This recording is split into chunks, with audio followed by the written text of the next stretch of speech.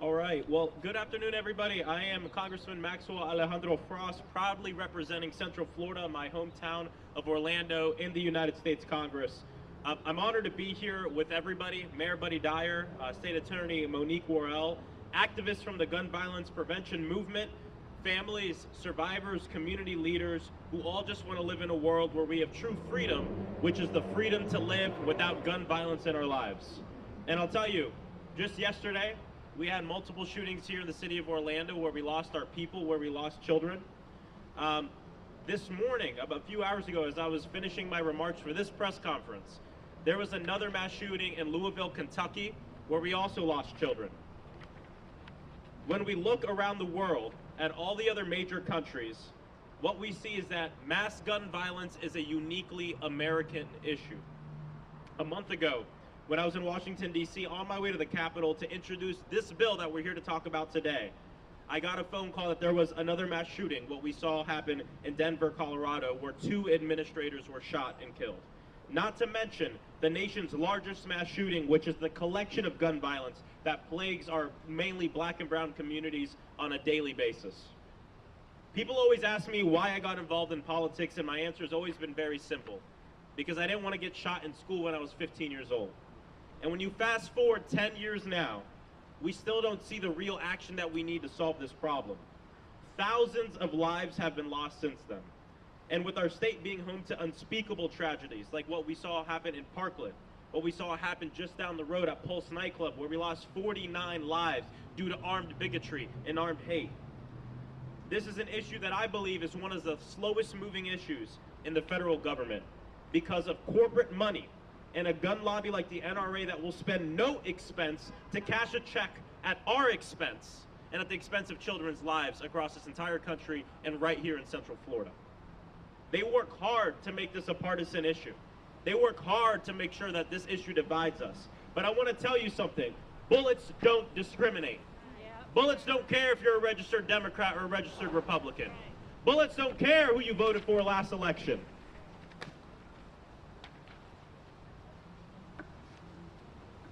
We have to come together and realize that this issue is far more than Democrat versus Republican. It's about the people versus the problem. And that's why I'm here today to talk about what will hopefully be bipartisan solution, a bipartisan first step in helping to end gun violence. My bill is to create an Office of Gun Violence Prevention that takes a critical first step in establishing a gun violence prevention office as a national priority, because daily problems require daily solutions. And believe it or not, the federal government does not have one singular office right now that works at ending gun violence on a daily basis, split up between multiple agencies and multiple departments. This office would establish a single hub for research, prevention, support, and resources that will help communities across the entire nation. It will establish a coordinated response within the federal government to help end gun violence, so that way our cities, municipal governments, states, and even federal partners have the data and research they need to work on an issue like this. Gun violence is the leading cause of death for children, one of the leading cause of deaths for adults in this country, yet has some of the least amount of money going towards it for data and research. I believe that is unacceptable. And look, despite our best efforts, Orlando knows the pains of gun violence all too well. Just last month, we watched in horror as somebody with a gun took the lives of 3 innocent people. May they all rest in peace. Dylan Lyons, a 24-year-old journalist doing his job, gone too soon. Natasha Augustin, 38 years old, gone too soon. And Tiana Major, 9 years old, sitting on her bed, gone too soon. And I'm joined here today with the family of one of her many nicknames I just learned, Yaya, who was a beautiful gymnast, who had a life of promise, but because of the inaction of politicians, because of people who value profits over people, she is no longer with us. There's a cycle I've been witnessing over the past decade since I got involved in this fight. There's a shooting, there's death, thoughts and prayers, a vigil, maybe a rally, and then it seems like the whole world moves on. But you know who doesn't move on? The families who lost their loved ones. You know who doesn't move on? The families who lost their children. You know who doesn't move on? The communities that will forever have that scar of violence in them because of the inaction of our leaders. And look, I gotta tell you that what we see this cycle moving on, we deserve a lot more than that. And we have so much work to do in ending gun violence. There is not one bill that will solve this problem. Yes, it's about passing common sense gun reform to make sure guns don't get in the wrong hand. Yes, it's about destigmatizing mental health care and ensuring that people have the mental health care that they deserve and need. Yes, it's about upping the standard of living this country so people don't feel the need to use a gun to solve their problems in the first place. It's all of these things at once. This issue is so ingrained in our country that it is going to require more than one bill. It's going to require every single one of us at every level of government working every day to solve this problem of gun violence. It is likely, right now, as we speak, that the next shooter is planning their shooting. The question is, what will we do about it? I'm thankful to have the support of the City of Orlando, Mayor Dyer, State Attorney Monique Worrell, and all the leaders and families and victims who are here today to speak directly to the people. And I want to talk directly to folks who might disagree with me on this. This isn't about gun grabbing. Most of us agree on common sense gun reform.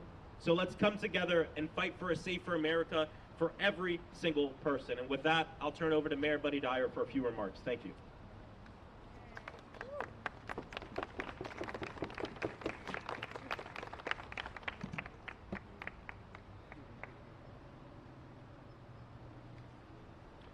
Thank you, Congressman Frost, for inviting me today.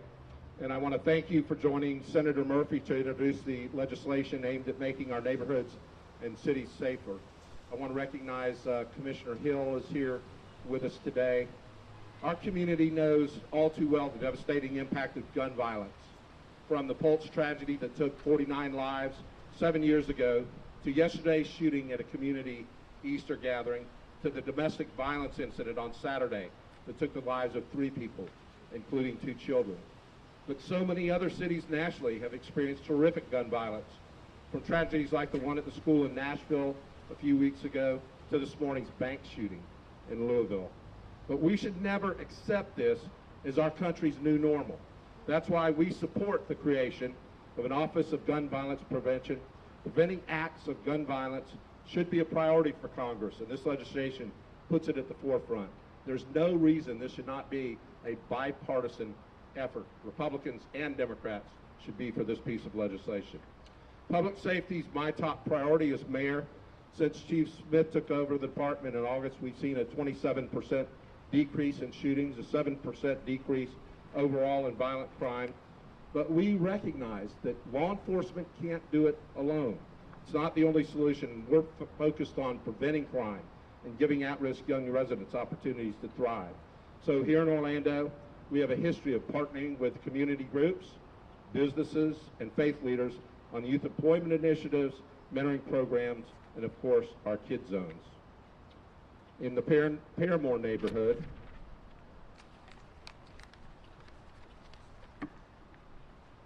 since the inception of the Paramore Kid Zone, thank you. There's been a 77% reduction in juvenile arrests and a 68% reduction in teenage births.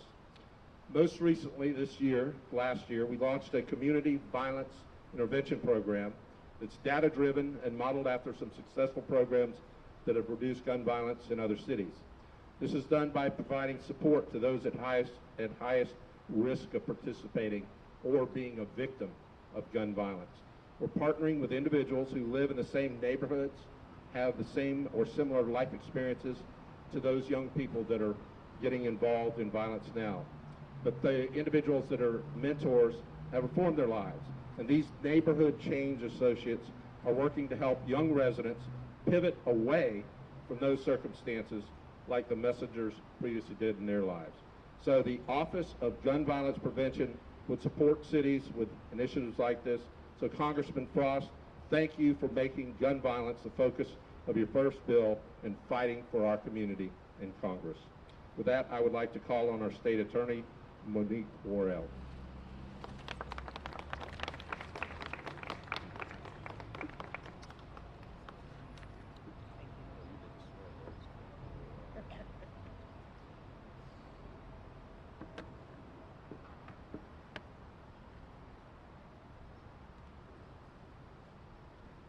Thank you, Mayor Dyer, and thank you, Congressman Frost, for having me here today. At a time when politicians stand and point fingers at one another about a problem that is eroding our nation, it is an honor and privilege to stand amongst leaders who are willing to talk about solutions and not just reiterate the problems. The evidence is clear. More guns lead to more violence. We cannot separate gun violence from the high prevalence of guns and the lack of meaningful laws to address the proliferation of guns. We need common sense and proactive solutions for gun safety and violence prevention to help save lives. That is why I am proud to support Congressman Frost and his endeavor to have an Office of Gun Violence Prevention. Every year, approximately 41,000 Americans lose their lives to gun violence. Research shows a strong link between easier access to firearms and higher rates of firearm homicides, violent crimes, suicides, domestic violence-related homicides, and fatal police shootings.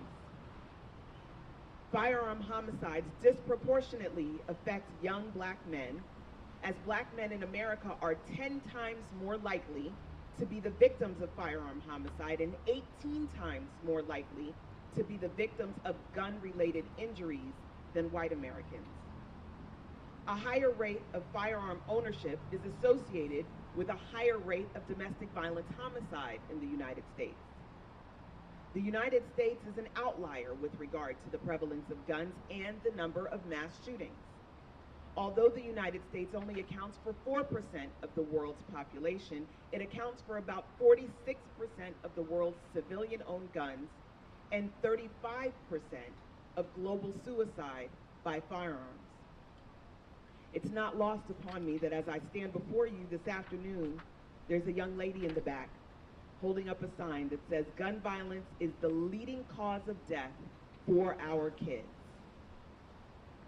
According to the CDC, gun violence is the #1 cause of death for children in the United States.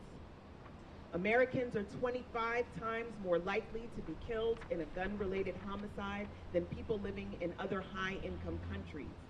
The United States is the only country in the world that has more civilian-owned guns than people. A 2018 report estimated the United States gun ownership at 120.5 guns per 100 people. And given record gun sales over the last 2 years, this is likely to have grown. We must also invest in our communities and address the root causes of crime, including economic instability, housing insecurity, and mental illness. Most violence remains concentrated in a relatively small number of marginalized communities. We must reduce the immediate economic stress on our communities and work towards improving overall quality of life. Financial stability and economic opportunities help to reduce crime.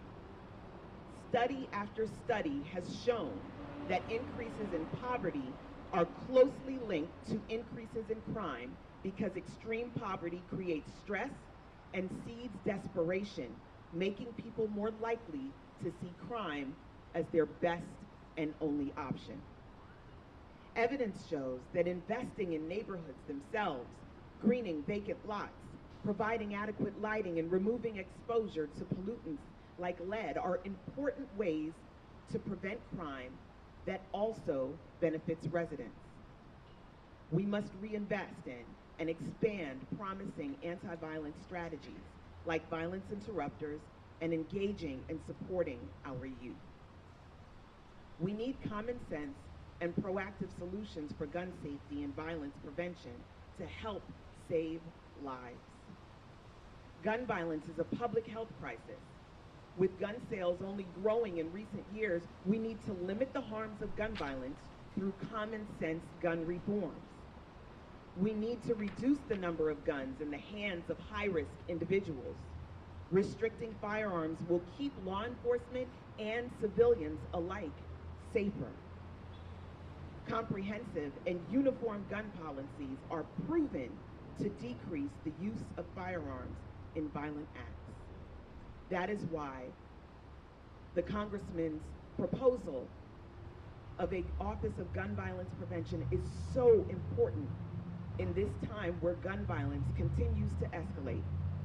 Here in Central Florida over the weekend, there are multiple victims of gun violence. Over the last week, there are reports of multiple shootings with multiple victims of gun violence. As a trial lawyer, when we conduct a jury trial, one of the rules is called the golden rule.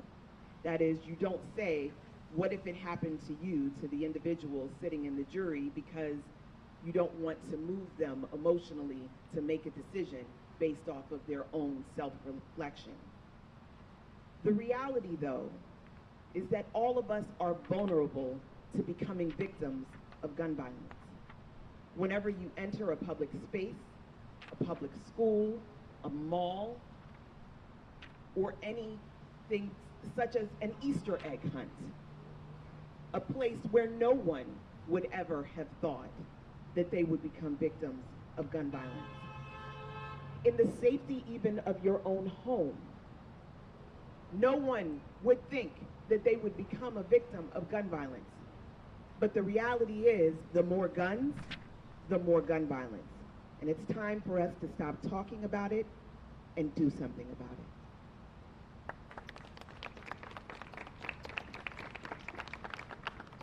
At this time, I'm going to turn it over to Dom Major, a family member of the Major family and Tayana Major. Thank you. We good? Yeah, we good.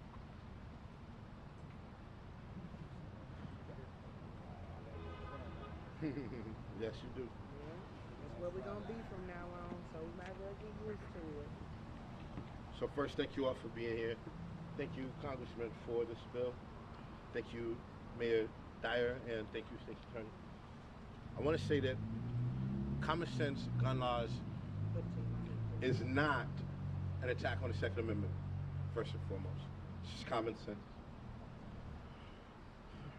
On February 22nd, 2023, in the Orlando, Florida community of Pine Hills, an armed assailant went on a senseless shooting spree, injuring 2 and claiming the lives of 3 innocent people. One was a beloved daughter, an aspiring musician.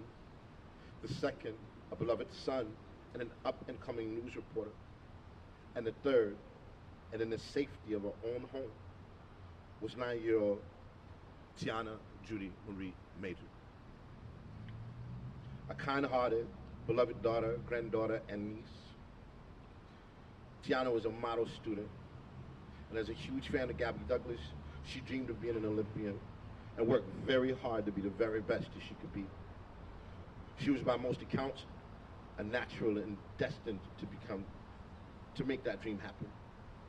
Her hard work and dedication made her a natural-born leader, and she was one of the biggest cheerleaders for her team.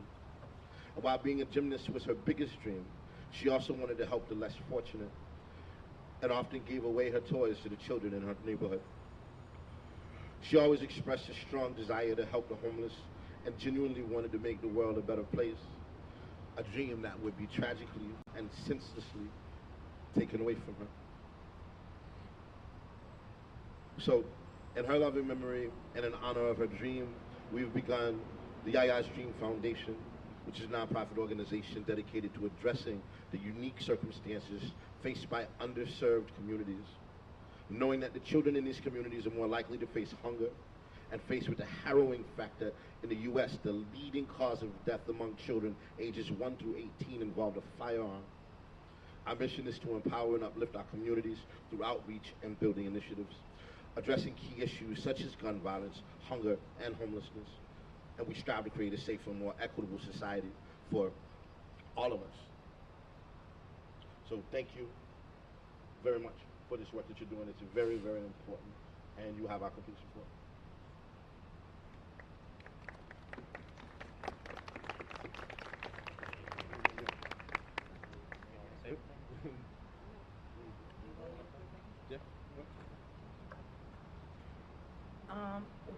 we're not attacking anybody, but like everybody else who's came up here and said something about the gun violence in Orlando and within our city is just unheard of, and we're considering giving 18-year-olds who haven't even finished high school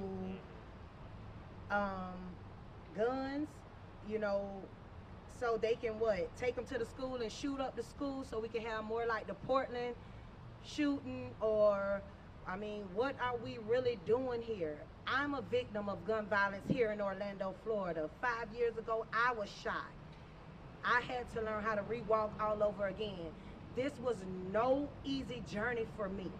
This is not okay. This should not be our norm at all, to walk out the door, to go to the grocery store and be gunned down, or to plan a family Easter egg hunt and be gunned down. That was grandmothers and kids getting killed in Carver Shores. There was grandmothers and daughters and sons getting killed in the Paramore Grand Avenue area all yesterday. How many killings are there going to be before we really put our foot down and do something? This is enough. We're here to stand up, and if any of the families want to get in and join in with us to come along to start standing up for this, we need everybody. This is not just the Congress, this is not just the mayor, this is not just Republican, this is not Democratic. This has nothing to do with that. This has us to stand up for ourselves. We have to be here. We have to be the mouths and ears. The police can't do everything. We got to stand up and start stopping this. This is not okay to keep losing family member after family member. Funerals after funerals. How many funerals, how many grandmothers, how many mothers, how many kids are we burying this week? This is sad. This is hurtful, and we don't know what else to do but to stand here. So, Yaya Strong Foundation, this is what we're doing. That's right. Thank y'all. Thank y'all for everything. Thank you so much. And I just want to say, this is what it means to honor with action. This is a family who lost a child. And it's more than thoughts and prayers. They're making an organization. They've made an organization to walk in her memory and honor it with action. I was just telling them earlier, we had lunch, that justice for her looks different now than it did when she was alive. Because now her justice, Yaya's justice, is connected to this issue ending in this country and all kids being safe. And that in itself, I think is a very powerful thing. So just thank you so much to the family and all the families who are here today. Next up, we're going to have a friend of mine who is a survivor and advocate in ending gun violence, who survived the Pulse nightclub shooting and is the press secretary of Equality Florida, Brandon Wolf.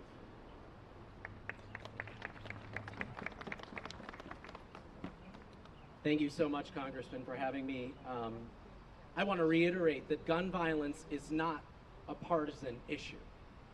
Gun violence isn't really even a political issue at all. Gun violence is an economic justice issue. Gun violence is a racial justice issue. Gun violence is a public health issue. And gun violence at its core is an issue of democracy or not. Gun violence is a uniquely American crisis that cuts across our entire experience. And its solutions are right in front of us. I can't tell you how much it drives me crazy when people ask me, what can we do to solve issues of gun violence? The solutions are right in front of us. We already know what to do. We need leaders with the courage to do it.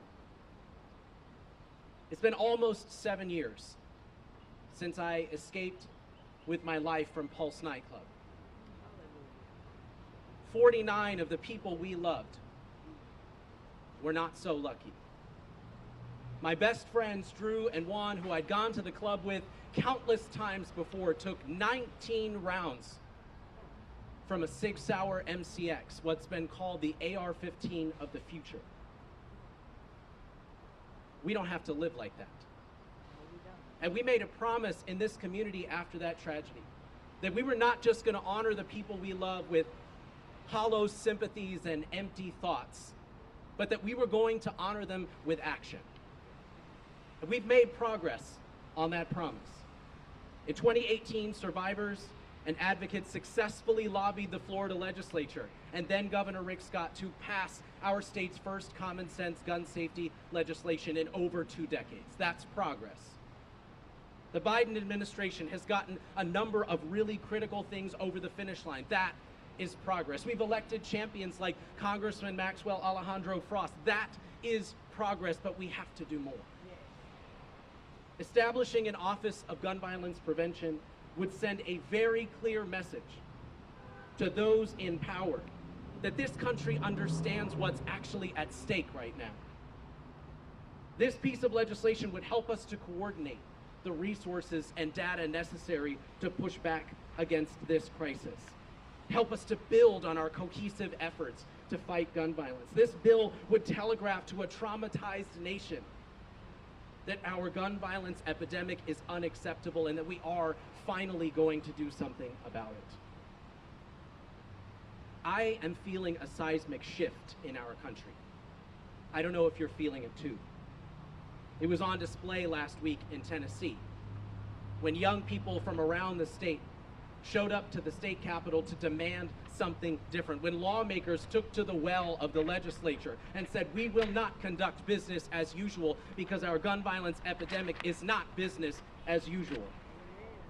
It was on display in 2018 when students mobilized millions of people to march on Washington, D.C. to demand better. It has been on display with community foundations and organizations that are helping to reimagine what the future looks like. And it's on display when we come together to elect champions like Congressman Frost. When we stand alongside those champions when they introduce powerful, important legislation like this, common sense solutions. And that seismic shift is not going anywhere. The time is now to do something about gun violence. The time is now to be done with hollow thoughts and empty prayers. The time is now to honor the people who have already been stolen from us and the children who have so much more left to live for, to honor them with action. That's why I am so proud of my friend, Congressman Maxwell Frost, for filing this very important piece of legislation. With that, I'd like to turn the mic over to Orange County Commissioner Mike Scott.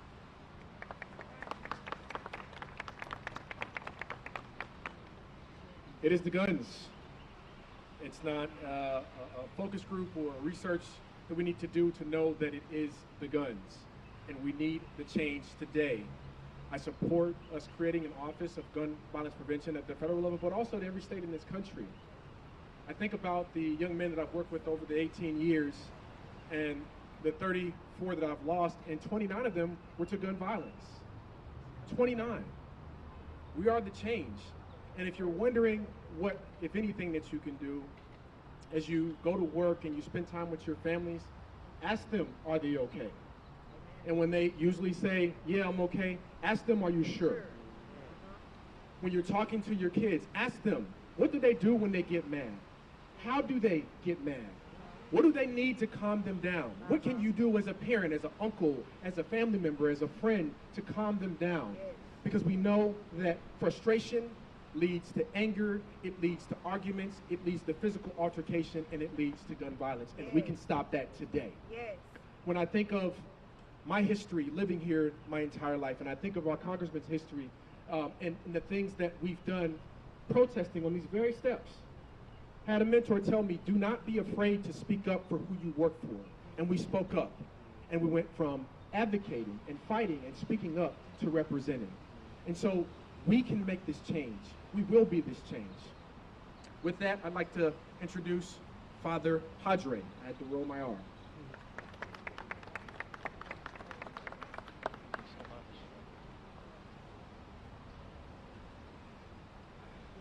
As a priest, I come here to speak truth to power.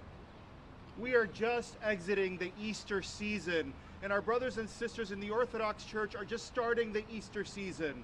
And this season is full of stories, remembering children who were butchered, children who were murdered, and here we find ourselves together crying out for our children in this community and every community, for them to be safe and protected from not only guns, but from people who have hearts hardened against them and won't take guns off our streets.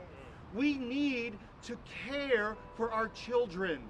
We need to stop caring about ideas and books, giving our children's paper cuts, and actually worried about real guns causing real damage to real flesh and bone. Our own flesh and bone, our children. Nosotros estamos aquí hoy unidos para abogar para nuestras familias, para nuestros niños. Decir que como una comunidad, como abuelos, abuelas, tíos y tías, como una comunidad unida, estamos llamados a proteger a nuestros niños. Tanta gente está preocupada de protegerlos de ideas que consiguen en libros. ¿Por qué no los protegemos a ellos de pistolas y armamentos reales que causan daño real a carne y a hueso? Let us join together and say that our children matter. Our community matters. And if we don't take these guns off the street, we will not have a legacy to remember years from now. Instead, we will have weeping and gnashing of teeth and tears and one too many visits to cemeteries and memorials. Let us stop the insanity. Let us work together. Let us protect our children. Let us uplift our families. And with that, I introduce to you a friend, a UCF student who's come to speak with us, Olivia Solomon with March for Our Lives. Olivia.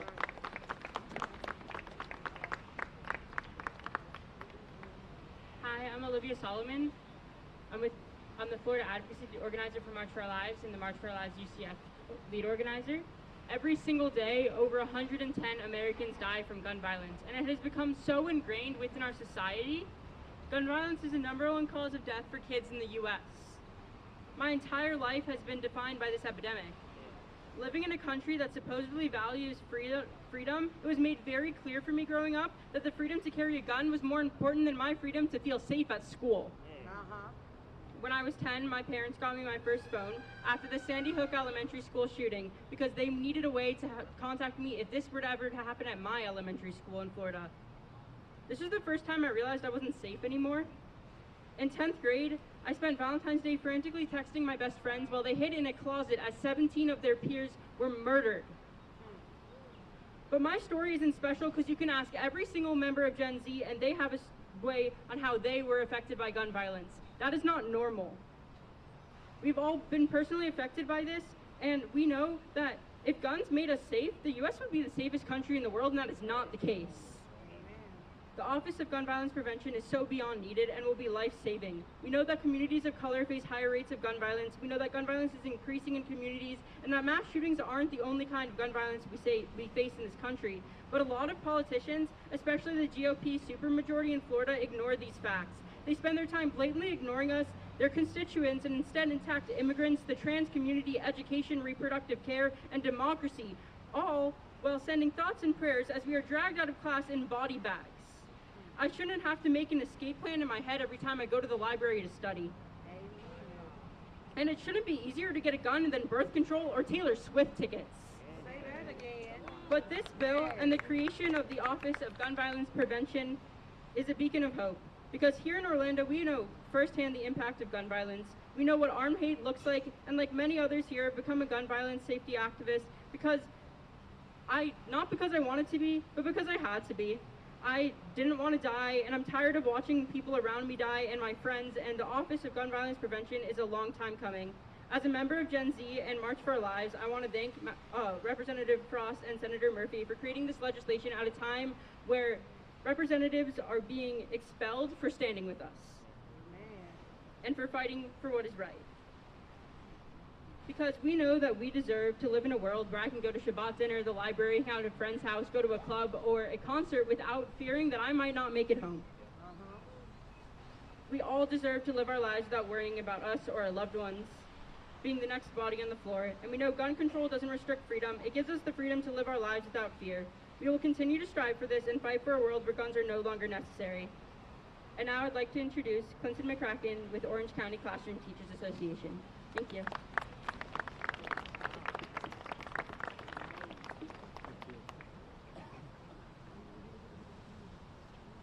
Every day in Orange County, over 14,000 teachers and 200,000 students go to schools expecting to teach and learn in a safe environment. Unfortunately, the reality is that for too many in this country, school wasn't a safe place.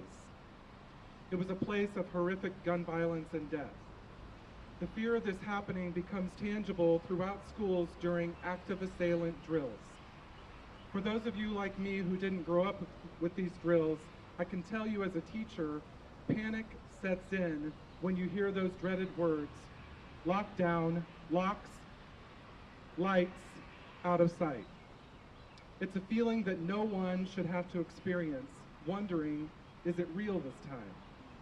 Last week, as our superintendent and I were leaving an elementary school visit, we heard that lockdown announcement as we stepped out of the building. Moments of terror as you look around searching for a shooter. And then you hear, with all the kids in the school, this is a drill.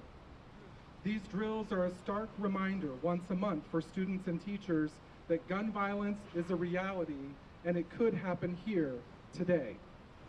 Too many children have lost their lives across this country, and too many teachers and staff have sacrificed themselves trying to save them. The statistics are alarming. There were 51 school shootings with injuries or deaths last year. This year alone, there have been 14. Since 2018, there have been a staggering 158 school shootings with injuries or deaths. Even one injury to a student or teacher due to gun violence is unacceptable. We cannot afford to turn a blind eye to this epidemic. That's why I'm proud to say that our their own Congressman Frost is taking action. He's proposing legislation that will help gather the data we need to have critical conversations and coordinate efforts to make our schools and communities safe from gun violence. This proposed Office of Gun Violence Prevention would make this a permanent national priority. It is time for all our lawmakers to join Congressman Frost and others in this effort to finally do something about this epidemic. We owe it to our students, our teachers, and our communities to take decisive action. We cannot allow gun violence to continue to plague our schools. Let's work together to make a change, to ensure that every child and teacher can go to school without fear, can thrive in a safe learning environment, and can make it home safely. Thank you. And now I turn it over to Laura Buck with Moms Demand Action.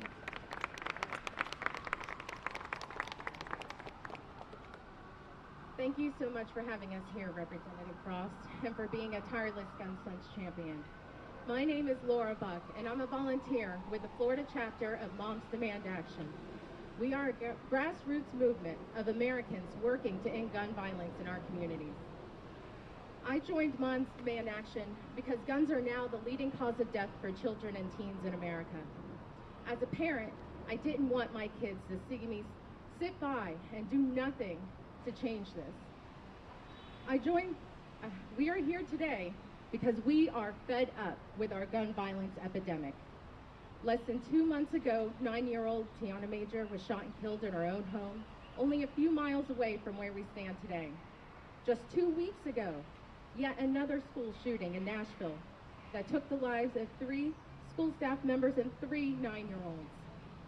Whether it's the mass shooting like Tulsa in Orlando that took 49 lives, or the nearly 120 lives taken by gun violence every day in this country, there is an urgent need for our leaders to pass stronger gun safety laws.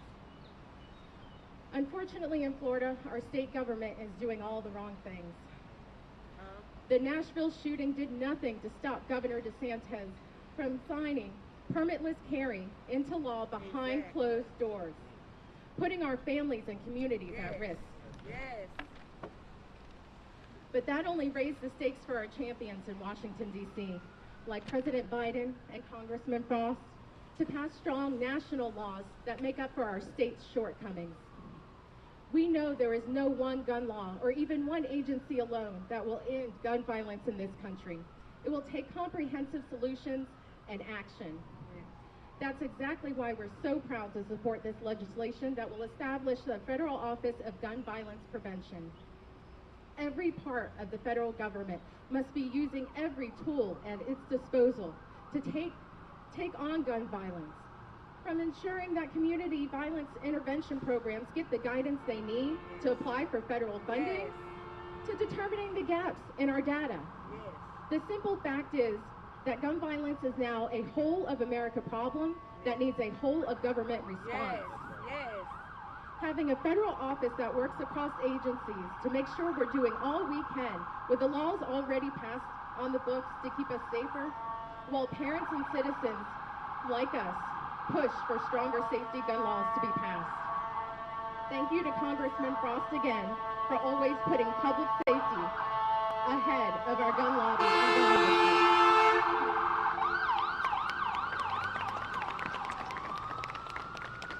As you can see, this isn't just a group of legislators. These are moms, these are fathers, these are family members, this is clergy, these are teachers, these are people in our community that are demanding that enough is enough. And we deserve true freedom, the freedom to live without the fear of gun violence. And I believe God put me on this earth to have a world where we all feel safe. That's why I ran for Congress. That's why this is my first bill. And that's why I am proud and honored to be here with our community, demanding a safer world. And with that, we'll take a few questions.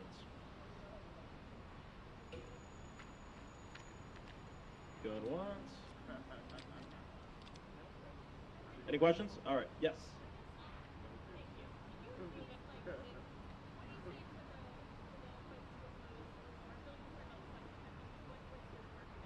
Yeah, the question is, what do we say to people who are really concerned about the Second Amendment? And what I'd say is this.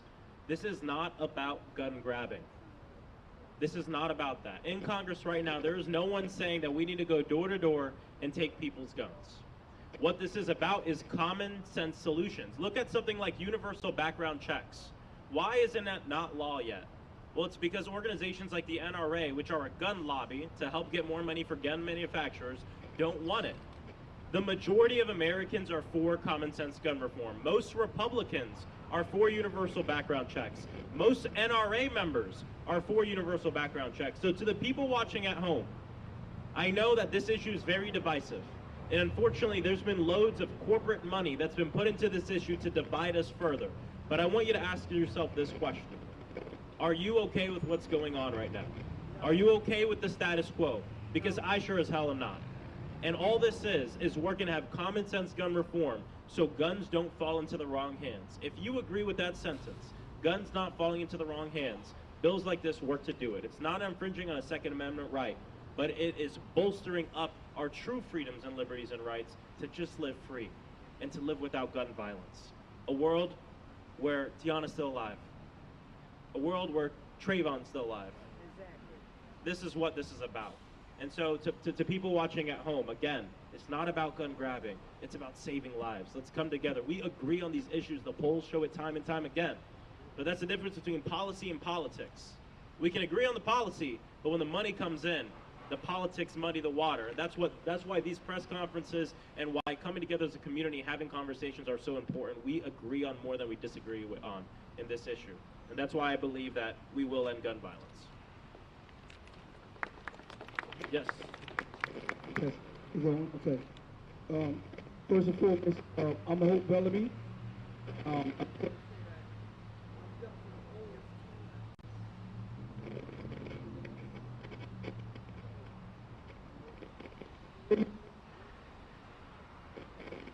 You just want to project? Yeah, just talk without it. Okay, all right, it's better. I just let you know that I'm in a hole. What? Don't use the mic. Don't use the mic. Yeah, don't use the mic. Yeah. Just let you know I'm in opposed to that. I don't agree with that at all. I am from the streets. I did 12 years in the feds. I was on the criminal side. An office like this, it's not going to work. The reason why it's not going to work is the same way while we talk about people who are licensed to carry guns. Those are not the ones that are committing the crime. It's the ones who came from the lifestyle that I once lived. I'm glad to see the state attorney general is here. The problem is she's in the prison system. When they're going to prison, there's nothing in there for them to get home and have a GED, a high school diploma, or a trade. So when you lock them up and you send them back home with nothing, What do you expect them to do? Food, clothing, shelter. This office is just a starting point. No, let's deal with the Attorney General office, and not you directly. We talking about what happened inside. 100%. Thank you. I appreciate it. And that's what this office is about. This office is about all of that. Like I said in my remarks, if you were listening, gun violence is about every single thing. I've been to more than 65 vigils that I can count of people who have been killed due to gun violence. And what you know is gun violence comes on different shapes, sizes, and forms. And so that's why, to what you're saying is right. We have to create conditions where people don't feel the need to use a gun to solve their problems in the first place. That is a huge part of ending gun violence. That's why I support money for community violence intervention programs that help get at the root of ending gun violence. Gun violence is the symptom of very deeply rooted issues in this country. That is what this office is about. It's about looking at those solutions at the federal level with money going behind it, so we have the data to provide to people, municipal governments, statewide governments, and the federal government, so we can end this issue holistically. You're right, it's not about one thing, but it's about all of it. We do need safe gun laws. We do need to ensure we up the standard of living in this country. We do need to support our marginalized community. I refuse to believe that we can just do one of those things. I ran so we can do all of them, and that's what this office is about. Thank you very much. Any other questions? Yes, Greg. Yeah. I'm not sure. Can you ask the question first, Greg? Yeah.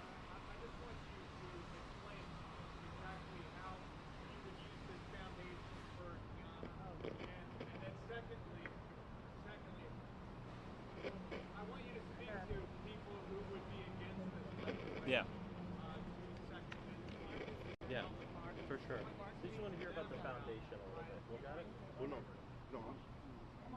Good? You want to talk about it? You just want to hear about the foundation. Yeah, I'm okay. I think I should be okay. All right.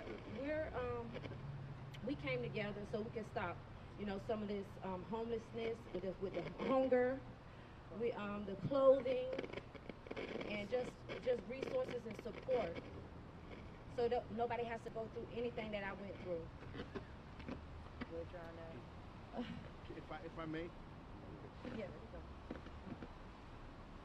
In regards to what the gentleman was saying earlier, he's absolutely right. Without the resources, when these individuals come back to the community, there's not very much for them to do. We come from these communities. We come from these neglected communities. It's where we're from. Yes. On top of what you're saying, though, my opinion is that it can't just depend on a government institution. We have to do something in our own community. We have to start somewhere. Because if we don't, they're going to look at us and say, well, what are you doing? Right, and who are you? So we want to take that entire talking point away from them. This is what we're doing. We're putting in the work to make our community safer. That's how we change it. With us. But we need help. We need the OGs who know to help. So that's what we're calling on. You dig? Mother. Is that all right? All right. All right.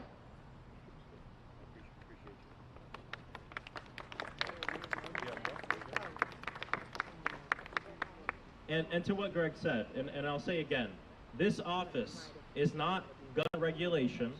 What it is it is an office to provide data, to work with governments across this country to provide recommendations on what we should do to end gun violence. That is why this is important. Now, if you're worried about what the data and statistics might say, I don't know what to tell you, but we need a organization that is not partisan, a government organization that works with communities across the country on this issue on a daily basis. It's about root causes, it's about criminal justice reform, it's about the guns, it's about healthcare, it's about wages, it's about everything. Yes. We can't let ourselves be pigeonholed with this issue that takes 100 lives a day. We can't let ourselves be pigeonholed in this issue that says the leading cause of death for our children. I want to talk directly to the parents, even if you disagree with me. If your child, God forbid, were to die in this country, the most likely reason is because of a bullet. If you're not with that, join us in this fight to end gun violence. It's not about gun grabbing, it's about saving lives. Thank you. Yes, we'll take another one.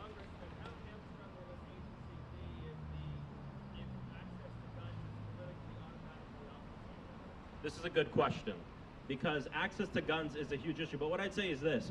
For a long time, we thought there would never be any kind of movement at the federal level to end gun violence. But just last year, President Biden signed into law the Bipartisan Safer Communities Act. Is it everything we need? No. Is it a good step forward? Yes. And I want to tell you all this. There's a lot of numbers associated with this issue. But behind every number, there's a person. There's a Tiana. There's a human.